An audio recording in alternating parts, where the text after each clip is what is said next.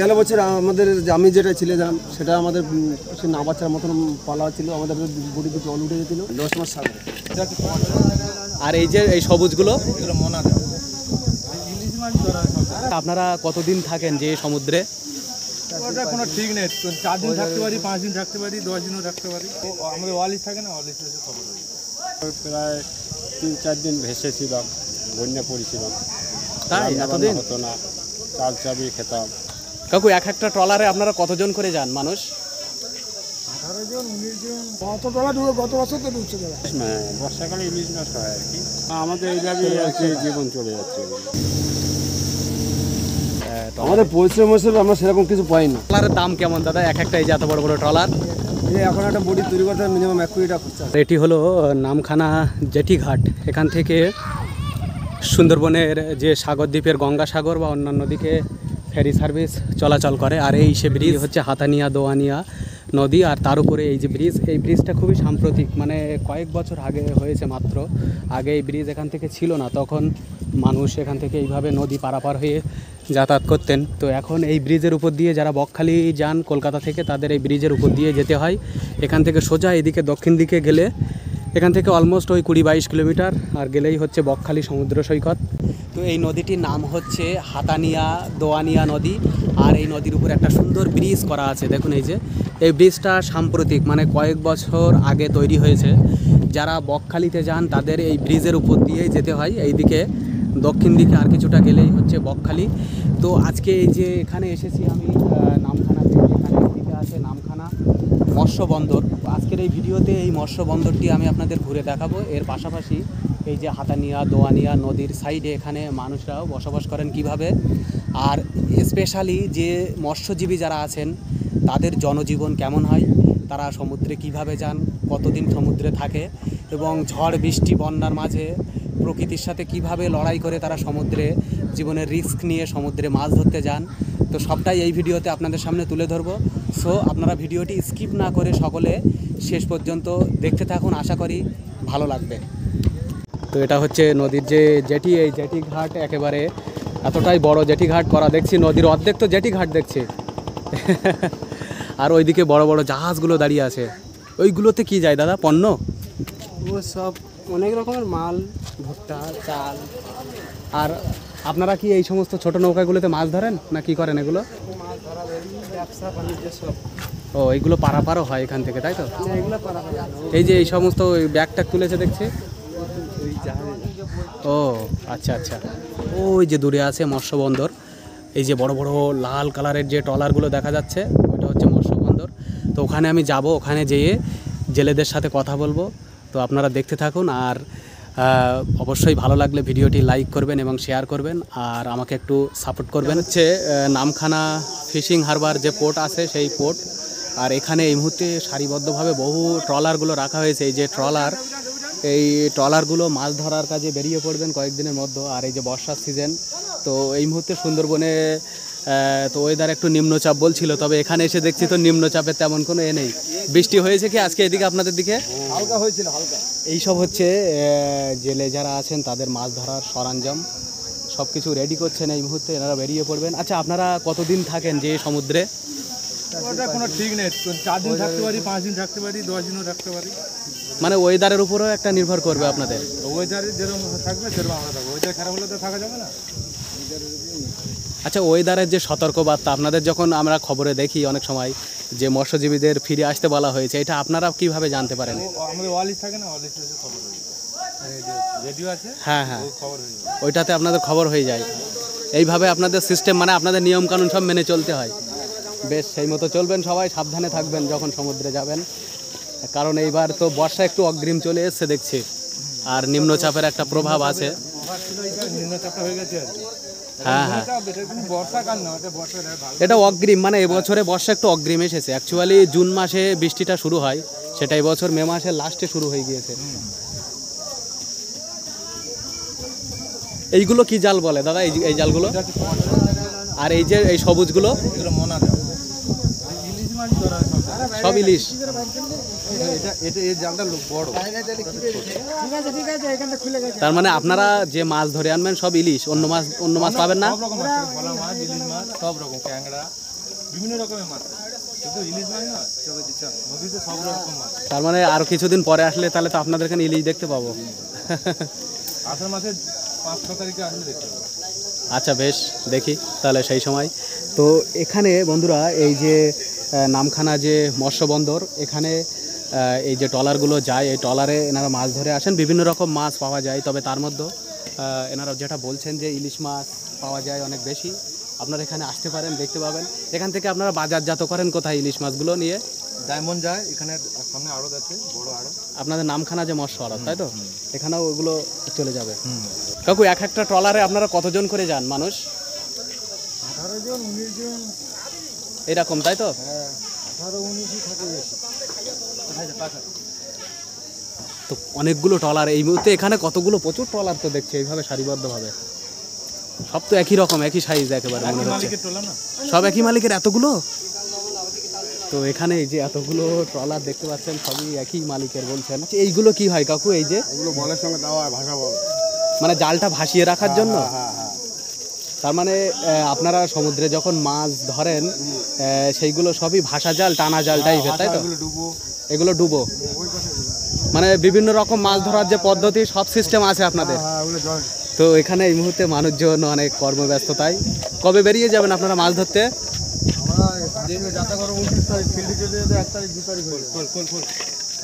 কোন মাসের 1-2 তারিখ? বাংলা বাংলা এইদিকে যায়, আরো এদিকে দেখাচ্ছি।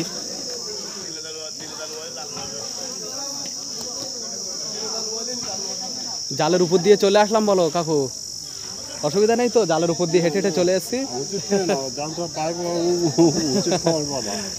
আপনিও তাহলে যান ট্রলারে করে মাছ ধরতে? আচ্ছা, এই যে আপনারা যান, দীর্ঘদিন তো থাকেন সমুদ্রে, মানে আপনারা মাছ ধরে নিয়ে আসার পরে মানে আপনাদের কেমন, আপনারা পারিশ্রমিক কেমন পান? আমরা মালিকের ধরো 1 লাখ টাকা যদি খরচ যায় ট্রিপে 1 লাখ টাকা খরচা গেলে, হ্যাঁ, খরচাটা বাদ দিয়ে ধরো এটা 1 লাখ টাকা মাছ বিকেলে মালিক 40 নিয়ে নেয় খরচাটা বাদ দিয়ে।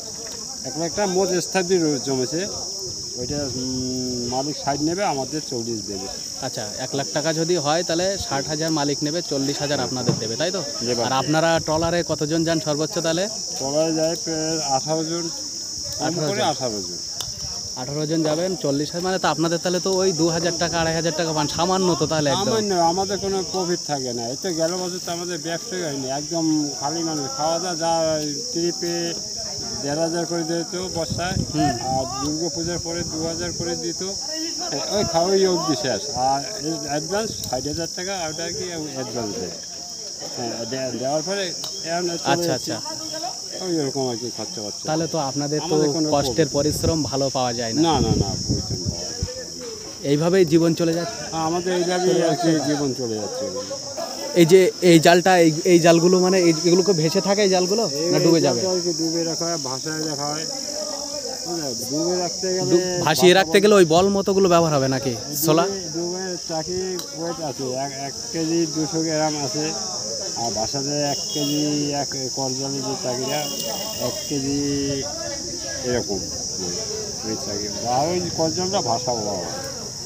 এখানে এই মুহূর্তে এখানে কতগুলো আছে ট্রলার? অনেকগুলো তো দেখছি। প্রচুর প্রচুর, এখানে প্রচুর। আমাদের মালিকের প্রায় 17খানা ট্রলার। এই 17খানা? হ্যাঁ, মালিকের মাঝামাঝি। তো এরকম মালিকের ট্রলার এতগুলো, এক একটা ট্রলারের দাম তো মানে কয়েক লাখ টাকা মনে হয়। অনেক টাকা, কয়েক লাখ টাকা দাম। আচ্ছা, আপনারা ওই সমুদ্রে যাবেন তখন তো ঝড় বৃষ্টির কবলেও পড়তে হয়। হ্যাঁ, তখন পরিস্থিতি তাহলে আপনাদের তো ফিরে আসার নির্দেশ দেওয়া হয়, তো আপনারা সময়ের মধ্যে যদি না আসতে পারেন, এমন তো হয় অনেক সময় দেখা যায়। আসতে বলে কি করে, ওই জালের অবস্থা ভাসান থাকতে হবে। কখনো এমন হয়েছে? দীর্ঘদিন ধরে তো কাজ করেন করা যাবে না কাকু, বলছি আপনি তো মানে দীর্ঘদিন ধরে মনে হয় মাছ ধরার মৎস্যজীবী হিসেবে আছেন, তো কখনো কি ঝড় বৃষ্টির কবলে পড়েছেন এমনি সমুদ্রে, মাছ সমুদ্রে? অনেক পড়েছি। তখন তো অনেক তাহলে রিস্ক থাকে। ভাষা জালুর উপরে থাকতে হয়, চালাচালি করে অ্যাক্সিডেন্ট। আচ্ছা আচ্ছা তোমার তো বিভিন্ন দিক দিয়ে মারে তো হ্যাঁ হ্যাঁ হ্যাঁ চালিয়ে না যদি তাই আমরা তো 1 বছর প্রায় 3-4 দিন ভেসেছিলাম, বন্যা পড়েছিলাম, তাই রান্না এতদিন বান্না হতো না, চাল চাবি খেতাম, খালি ঠাকুরকে ডেকেছি, তো ভাসানি অবস্থা থাকতাম। পথ জলগুলো আছে না, ওই হ্যাঁ। জলগুলো এক এক পাত মুড়ি করে ছেড়ে দেওয়া হয়। তো অ্যাকচুয়ালি মৎস্যজীবীদের জীবনে কষ্ট কিন্তু প্রচুর, যারা প্রচুর কষ্ট, কিন্তু- সমুদ্রে যান এনাদের জীবনে রিস্কও আছে, তার পাশাপাশি অনেক কষ্ট করে এই সমস্ত মাছগুলো ধরে নিয়ে আসেন। তো এখন বর্ষার সময় যখন যাবেন ইলিশ মাছ পাওয়া যাবে তো প্রচুর মনে ইলিশ হয়। মাছ বর্ষাকালে ইলিশ মাছ হয় আর কি, বিভিন্ন বেশ ভালো। রকম মাছ হয় আর কি। তবে ইলিশটা মনে হয় বেশি আপনাদের টার্গেট থাকে ধরার জন্য। ইলিশটা- প্রতিটা একটা জিনিস বলি, এই একই জালে তো সব রকম মাছ বাঁধে। হ্যাঁ, এই ওই জলটা যে কর জলটা যেরকম, এই মনা জলটা চেন আর একটা সিস্টেম আছে না বড়শি পদ্ধতি, বড়শি, ওটা আপনারা ফেলেন না? না বড়শি দোন দোন না, ওটা আমরা আপনাদের তাহলে সব ভাষা জাল, টানা জাল এই সব, তাই তো? এই জলটা ডুবো হয়, কর জলটা ভাষা হয়, এই জলটা ভাষা করে আবার ওই বড় বড় বড় হ্যাঁ ওগুলো একটা বড় একটা বড় দিয়ে ভাষা করে নিই। হ্যাঁ, বিভিন্ন রকম আছে। আমাদের শান্তি নেই বাবা, আমাদের কোনো শান্তি নেই। সে তো আপনাদের এই কথা শুনে বুঝতে পারছি যে পরিশ্রম করতে হয় প্রচুর, সেই হিসাবে আপনাদের কিন্তু জীবনে আমাদের হিসাব দেয় একটা, অল্প কিছু অর্থ দিয়ে এইভাবেই সংসার জীবন চলে যায়। আর কি করবো। বাড়ি কোন দিকে আপনাদের? আমার বাড়ি কাকদ্বীপ। কাকদ্বীপে? কাকদ্বীপ সব তো মানে আশেপাশেই বাড়ি আপনাদের হ্যাঁ, এখানে, হ্যাঁ। কাকদ্বীপের মধ্যে। বিদেশি লোকও আছে। এই যে আপনাদের এই কাকদ্বীপের যে পোর্ট আছে ওখানে, ওইটার থেকে এই নামখানারটা কি বড় না কি বলেন তো, না ওইটা বড়? কাকদ্বীপের বোটগুলো এই নামখানে এসেছে। আচ্ছা আচ্ছা, ওখান থেকে। ব্রিজের ওখানে যে বোটগুলো হ্যাঁ, হ্যাঁ। ডাঙ্গার দিকে ছিল, হ্যাঁ। সেই বোটগুলো এই সব ও ব্রিজের কাছাকাছি বোটগুলো সব এই নামে। আচ্ছা আচ্ছা, কাকদ্বীপের ওখানেও তো অনেক ট্রলার থাকে দেখেছি, হ্যাঁ, ওইদিকে অনেক বড়। খাল খাল মতো আছে হ্যাঁ, ভিতরে। হ্যাঁ, খাল। তো কত বড় বড় ট্রলার দেখুন এরকম, নামখানা মৎস্য বন্দর। বহু মানুষ কর্মব্যস্ততা এসব একেবারে দেখছি। সব এই সময় প্রস্তুতি নেওয়া হচ্ছে, কয়েকদিন পরে চলে যেতে হবে, তাই তো? তো এইরকম যে ট্রলার, এক একটা ট্রলারে বলছেন আচ্ছা এইগুলো দাদা জালের সাথে বেঁধে দেওয়া হবে না? হ্যাঁ আর এই সমস্ত এত মোটা মোটা দড়িও নিয়ে যাবেন? হ্যাঁ, ওই জাতীয় সঙ্গে বাধা হবে। বাহ, এই যে এতগুলো ট্রলার দাদা, আপনাদের তো বহু ট্রলার এখানে দেখছি, তো সব ট্রলার কি একই সাথে যাবে না বিভিন্ন দিকে চলে যায়? সব একই দিকে যাবে, একই এরিয়াতেই যাবে, একই দিকে, তাই তো? এই দিক থেকে বেরিয়ে যাবেন বঙ্গোপসাগরে? এই দিক থেকে যাবেন? হ্যাঁ বকখালি থেকে। ও এই দিক থেকে যাবেন, আচ্ছা আচ্ছা। তো এই দিক থেকে এই ট্রলারগুলো এই দিক থেকে গিয়ে সমুদ্রে উঠবে, আর এই সমস্ত মাল রেডি করছে দেখুন। তো এইরকম হচ্ছে এখানকার পরিস্থিতি। আর এখানকার মৎস্যজীবী যারা আছেন তাদের জনজীবন ধারা হয়তো এরকম সমুদ্রেই কেটে যায় দীর্ঘজীবন। এইভাবেই সমুদ্রে কত বছর ধরে মাছ ধরার কাজে আছেন? এই বছর পরে 20-30 বছর। 20-30 বছর, দীর্ঘদিন ধরে তো আছেন তাহলে। আর সমুদ্রে যখন যান তা ঝড়ের কবলে পড়তে হয় তো অনেক, হ্যাঁ, সবসময় ঘরে তো থাকতে হয় আমার। তাহলে তো জীবনের রিস্ক আছে। প্রচুর আমাদের জীবন রিস্ক। আচ্ছা, এমন কি কখনো হয়েছে ট্রলার ডুবি টুবি এইদিকে আপনাদের? কত ডলার ঢুকে গত বছর তো ঢুকছে ডলার। গত বছরেই? এবছরেও তো বৃষ্টি আগে চলে এসছে, ঝড়েরও নিম্নচাপ হয়েছে শুনছি, যেটা দেখছি। এই হের আগে আমাদের যে মালিকেরা তাড়াতাড়ি ইলিশ মাছ ধরে আনতে। আপনারা সমুদ্রে তাহলে কতদিন পরে যাবেন? আর 29 তারিখে 29? বাংলা 29 তারিখ। বাংলা 29 তারিখে, তাই তো? আচ্ছা আচ্ছা। তার কেউ কেউ বলছেন যে আষাঢ়ের 1 তারিখ, মানে ঠিক নেই, তাই তো? পরপর চলে যান, একসাথে যাবে না সব ট্রলার এখান থেকে? কোন পার্টি বলছে আসা? ওইদিকে বলছিলেন একজন, কোন দিকে? ওই তো ওখানে, এই আমাদের এই তো বললে আর একটা বলি। ওই মাথায়, এইখানে, ওই জায়গায় জায়গায়। হ্যাঁ, অনেক এইটার ওই মাথা হ্যাঁ হ্যাঁ। হতে পারে। আচ্ছা, এই সব একদিনে ছাড়বে। এই সব একদিনে ছাড়বে না? এই সব একদিনে প্রচুর ট্রলার তো দেখছি একেবারে এখানে। এগুলো যে করে দেখেন না, হ্যাঁ, সব একদিনের একই মালিকের। সব একই মালিকের? ওরে আরো বাবা। আছে, আরো 4 জন আছে। কাকু একটা জিনিস বলুন তো, এই যে এক একটা ট্রলারের দাম কেমন হতে পারে? এখনকার বর্তমানে 30 লাখ, 40 লাখ, 50 লাখ এর দাম। জালটা ছুটতে পারে 2 কোটি আড়াই কোটি। মানে আপনি বললেন 12-13 কোটি এক একটা ট্রলারের দাম? না না, লাখ? মানে একটা ট্রলার জালটা ছুটতে দিতে মানে 2 লাখ 2 কোটি 3 কোটি টাকা। আচ্ছা আচ্ছা, সব মিলে, তাই তো? হ্যাঁ, জালটা ছুটতে নিয়ে সব এমনি তেল বেরো মেশিন দিয়ে ছুটতে। এই যে আপনারা এই জাল নিয়ে যান, এটা কি প্রতিবারই নতুন নিয়ে যেতে হয়? প্রতি বছর জাল ডাঙা উড়ে দিয়ে আসে, সেবা করে দিয়ে আবার পুরান নতুন একসাথে করে দেয়। আচ্ছা আচ্ছা, আর যেগুলো নষ্ট হয়ে যায় পাল্টে দিতে হয়, তাই তো? পাল্টাতে মালিক আবার নতুন করে দিচ্ছে, ওই নতুন দিচ্ছে 30 লাখ। প্রত্যেকটা পিসে পুরান দাম। তো আপনারা এই যে ট্রলারে যাবেন, এক একটা ট্রলারে ওখানে এক কাকু বলছিলেন 18-20 জন মতো করে যান। 18 জন 19 জন 20 জন। এই যে আপনারা মৎস্যজীবী যারা মাছ ধরবেন, মানে আপনাদের পারিশ্রমিক কেমন পান আপনারা পারিশ্রমিক কেমন পান? পারিশ্রমিক ওই যেরকম ইনকাম হবে সেরকম। তার উপরে নির্ভর করবে। আমাদের মা টিউবওয়েলে 1,000 করে খরচা 1,500 করে খরচা দেবে এক একজনের। আর আপনাদের প্রফিট কেমন হবে তাহলে শেষে? শেষে ওই তো এবছর মানে হিসাব না করে বাজিয়ে দিয়েছে। মানে যেমন টাকার মাছ পাওয়া যাবে 50 কোটি টাকা কামাই করলেও 50-60 কোটি টাকা কামাই করলেও আমরা কিছু পাবো না। কিছু তো পাবেন, নাহলে তো কিভাবে চলবে? 40 লাখ টাকা 40 লাখ 50 লাখ টাকা 60 লাখ টাকা যদি কামাই করি 70 লাখও কামাই করলে কিছু পাবো না। তা আপনারা যাচ্ছেন কি জন্য তাহলে? ওই যে যা ওই যে খরচা নিয়ে যদি 80,000 90,000 যা খরচা যায় ওই তাহলে শেষ। এবছর আমাদের 77,000 লাখ টাকা কামাই। এই যে মৎস্যজীবী আপনারা মাছ ধরে চলে আসবেন, তা আপনাদের সংসার চলবে কিভাবে ওই যদি যে 1,500 করে দেওয়া দিচ্ছে। মাত্র 1,500 টাকা? আর দাদন কদম সুদ্ধা মানে দাদন কদম সুদ্ধা মনে করেন 80-90 টাকা যায়। সমুদ্রে যে থাকবেন কতদিন? কমসম 10 দিন 12 দিন 15 দিন 10 দিনে 1,500 টাকা মাত্র? 5 দিন 6 দিন হ্যাঁ টিপ দেওয়া যায়। তো এখানে আরও যাচ্ছি এইদিকে আমি। বেশ, ঠিক আছে কাকু, ভালো থাকুন। এই যে আপনারা মাছ ধরতে বেরিয়ে যাবেন, কত বছর ধরে আছেন মৎস্যজীবী হিসেবে? বহু বস্তু জেলে হিসাবে ছোটবেলা থেকেই আছেন? সর্বনাশ, এইভাবে জীবন চলে যাচ্ছে শেষের পথে একেবারে। আপনারা 15-16 বছর হয়ে গিয়েছে। বাহ, তো এই তো গরিব জীবনে আর এইটা এখানে কি তৈরি হচ্ছে?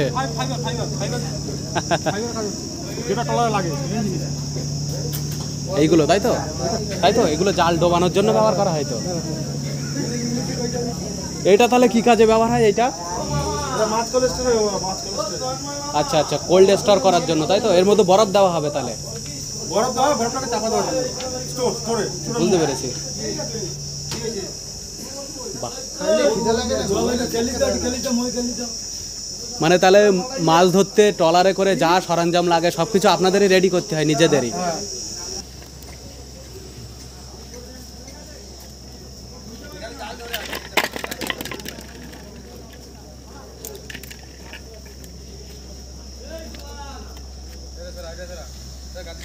মানে এক সপ্তাহ মতো পরে এনারা বেরিয়ে যাবেন বঙ্গোপসাগরে। আর মেনলি এনাদের টার্গেট থাকে ইলিশ মাছ ধরার, তার পাশাপাশি অন্যান্য মাছও এনারা ধরেন। তবে সেটা নির্ভর করছে প্রকৃতির উপর, যে কত সময় বা কতদিন থাকতে পারবেন, তাই তো? কষ্ট হচ্ছে রৌদ্রে, মনে হয় বিরাট, বলুন, প্রচুর রৌদ্রের তেজ। তো মানে ওয়েদারের কোনো ঠিক নেই, কখনো মেঘলা হচ্ছে তো বৃষ্টি, আর কখনো রৌদ্র দিচ্ছে, তো অসম্ভব। বৃষ্টি হোক আমাদের বৃষ্টি দরকার। বৃষ্টি হলে মাছ ভালো পাবেন নাকি? হ্যাঁ, সাগরে মাছ আসবে আমাদের হবে। তো অমাবস্যার ভরা কটাল চলছিল তো? চলছে তো অবশ্য। এই জালগুলো কি নষ্ট হয়ে গেছে? এগুলোর ব্যবহার করা যাবে? আমাদের সেলাই দেওয়া জালে জয়েন্ট হবে। আচ্ছা আচ্ছা, কত জাল মাছ ধরার সমুদ্রে, বিভিন্ন রকমের জাল, টানা জাল, ভাসা জাল, বিভিন্ন রকম জাল ব্যবহার করা হয়, তাই তো? বড় বলে এটা ভাষা সবসময় এইগুলো। হ্যাঁ, আর ওইগুলো ডুবো হয়, ভাষা হয়, ওর সঙ্গে একটা করে বড় বল দেওয়া হয়। যাক, ভালো, দীর্ঘদিন ধরে তাহলে আছেন তো এই কাজের সাথে মনে হয়? আমাদের এটাই ব্যবসা। তো এই যে সমুদ্রে গিয়ে থাকেন, এমনি আপনাদের পারিশ্রমিক হিসেবে কেমন পান আপনারা? আমাদের পরিশ্রম হিসেবে আমরা সেরকম কিছু পাই না, যা হচ্ছে মাঝি মালিকদের। তবু আপনারা একটা তো আপনাদের আমাদের কি করব, আমরা করে এসেছি এটা, আপনাদের মানে চলে, আমাদের চলে, না চলে আমরা কি এমনি খাটি। এর উপরেই সংসার জীবন চলে যাচ্ছে এখানে, এটাই নির্ভর। মানে অন্যান্য কাজকর্ম করা হয় না কিছু তাহলে? ওই যখন ট্রলার বন্ধ হয়ে যায় এই চৈত্র মাসে, তখন ওই 1-1.5 মাস অন্য কাজ করতে হয়, নাহলে আমার কী খাবো, পয়সা তো নিয়ে উঠতে হয় না, সাগরের ব্যবসা ভালো না দিন দিন। আচ্ছা দাদা, তাহলে আপনারা এই যে বছরে মোটামুটি কতবার যান সমুদ্রে, এরকম একটা আনুমানিক? আমাদের এই তো এখন জ্যৈষ্ঠ মাস চলছে, এই জ্যৈষ্ঠ মাস শেষ যাওয়া হবে, আষাঢ় মাসে প্রথম দিন, আষাঢ়, শ্রাবণ, ভাদ্র, আশ্বিন, কার্তিক, অজ্ঞান, পৌষ, মাঘ, ফাল্গুন, চৈত্র, 10 মাস পুরো। 10 মাস পুরো যাবেন তাই তো? 10 মাস সাগরে। বাহ, বেশ ভালো। এই যে সমুদ্রে যাই, আর একটা জিনিস এটাই শুনি, ইলিশ মাছ তো পাওয়া যায়, তার পাশাপাশি অন্যান্য আর কি মাছ পান একটুখানি বলবেন? এটা ইলিশ মাছের পাশে অনেক মানে বিভিন্ন রকম মাছ, একটুখানি বলুন কিছু নাম তো আপনাদের সব ঢেলা জানা। মাছ, কাটা মাছ, বোম মাছ, পায়রা মাছ, পাখি মাছ, আর একটা ওই যে শার্ক, হাঙর মাছ ওইসব হ্যাঁ ওগুলো থাকে। থাকে। হ্যাঁ। তারপর হচ্ছে শঙ্কর মাছ আছে, হ্যাঁ, একটা ওগুলো থাকে। শঙ্কর, এগুলো মেন পান, তাই তো? তো যাই হোক, সমুদ্রের কমপ্লেট বিভিন্ন মাছ, কমপ্লেট চিংড়ি মাছ, চাপা পমফ্রেট আবার, হ্যাঁ আচ্ছা আচ্ছা, পমফ্রেট মাছ তো অনেক দামি মাছ, ভালো। চিংড়ি, ম্যাগরেল মাছ। তো মৎস্যজীবী তাদের জীবন এমনই, মানে বাড়ি ছেড়ে সমুদ্রে হয়তো কেটে যায় বেশি দিন, তাই তো? আমাদের সমুদ্রের বাচ্চা কাচ্চা ফেলে দিস উপরওয়ালার কাছে, উপরওয়ালা যা করে আমাদের যদি বাঁচালেও সে না, বাঁচায়। উপরওয়ালা আপনাদের রক্ষা করুক, এটা হচ্ছে ব্যাপার, এটা বলি। কারণ সমুদ্রে যাওয়াটাও আমরা দেখি তো বিভিন্ন সময় অনেকটা রিস্কের ব্যাপার হয়ে যায় ঝড়ের বৃষ্টির কবলে পড়লে। এমন কখনো এমনি অভিজ্ঞতা আছে ঝড়ের সম্মুখীন হয়েছেন বিরাট মাছ সমুদ্রে? হ্যাঁ, গেল বছর আমাদের আমি যেটা ছিলাম সেটা আমাদের সে না বাচ্চার মতন পালা ছিল, আমাদের বডিতে জল উঠে গেছিল, বাইশে মা গঙ্গা আমাদের ধরেইছে, ওই নোংর দেওয়া ছিল, নোংর কাছে কেটে দিয়েছি, পর ট্রলার ঘুরে গেছে, খুব খুব রিক্সে আমাদের ঘুরে এসেছে। হ্যাঁ হ্যাঁ, মা আবার আশীর্বাদে যাক, আপনারা এবার সাবধানে যান আর সাবধানে চলে আসবেন, সব এই কামনা করি। মানে এই মুহূর্তে একেবারে পরিষ্কার ওয়েদার, একদম ক্লিয়ার, দেখুন আকাশে রোদ ঝলমলে, নীল আকাশ ও সাদা মেঘের ভেলা। তো নিম্নচাপ আজকে তো এই মুহূর্তে তেমন বোঝা যাচ্ছে না, তবে কি হয় দেখা যাক, যে আগামীকাল বৃষ্টি হতে পারে হয়তো নিম্নচাপের জেরে, এরকম আর। এইরকম। ছাড়ার সময় কি একই সাথে ছাড়বে সব এখান থেকে? হ্যাঁ হ্যাঁ, ছাড়ার সময় ওটা দিন দেখে ছাড়া হয়, দিন ফেরার দেখে- সময় একদিন আগে পিছে হতে পারে বিভিন্ন সময়।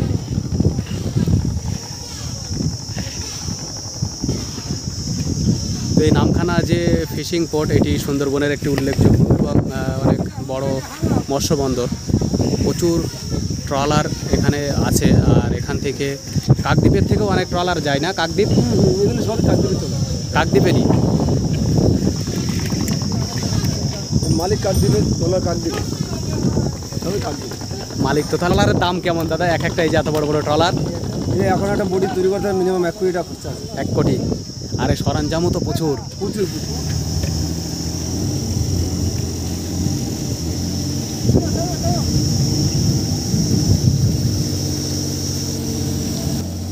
বেশ ভালো থাকুন আপনারা, সাবধানে যাবেন সব সমুদ্রে, আর ঠিকঠাক ফিরে আসবেন আবার।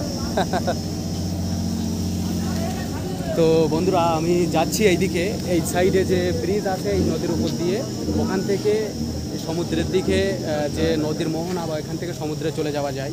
তো আমি ওইদিকে যে বড় বড় যে জাহাজগুলো আছে ওইদিকে যাব, ওইদিকে যে ওখানকার পরিবেশটা আপনাদের দেখাবো। আর এই যে মৎস্যজীবী, এনাদের যে জীবন কেমন, এনারা সমুদ্রে কিভাবে যান, আপনাদের সেটাই শোনালাম এনাদের মুখ থেকে। তো চলুন ওইদিকে যাই আরও। তো বন্ধুরা, এইটি হচ্ছে হাতানিয়া দোয়ানিয়া নদী, আর এই নদীর উপরে এই যে ব্রিজ, এই ব্রিজটি এখান থেকে সোজা এইদিকে চলে গিয়েছে বকখালির দিকে এই ব্রিজ। আর এইদিকে বড় বড় জাহাজ বা ট্রলারগুলো দেখা যাচ্ছে। এখান থেকে এইদিকে গেলেই গঙ্গাসাগর, এখান থেকে সম্ভবত গঙ্গাসাগরের ফেরি সার্ভিস যাতায়াত করে এই জেটি ঘাট থেকে। আর আজকে ওয়েদার তো এই মুহূর্তে অনেকটা পরিষ্কার আছে, তবে যে কোনো মুহূর্তে বদলে যেতে পারে, যেহেতু নিম্নচাপ হয়েছে সমুদ্রে। আপনারা অনেকেই জানেন আজকে মে মাসের 29 তারিখ।